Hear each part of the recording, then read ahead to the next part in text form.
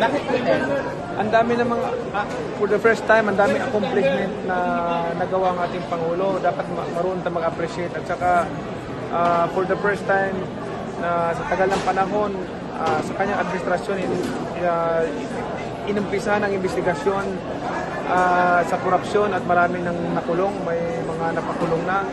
So, kasi, alam niyo naman, noon pa ako nagsisigaw ng korupsyon, talagang yan ang cancer ng bansa natin. So, maganda yung accomplishment din ng ating Pangulo, hindi lamang sa korupsyon, kundi pati pag tugunan yung mga ibang problema like economic growth and development, lahat ng mga jobs na pag-provide ng jobs sa ating mga Pilipino, nandiyan lahat, binanggit niya kanina, so napakaganda for the President na ang accomplishment niya. Masipag na Pangulo.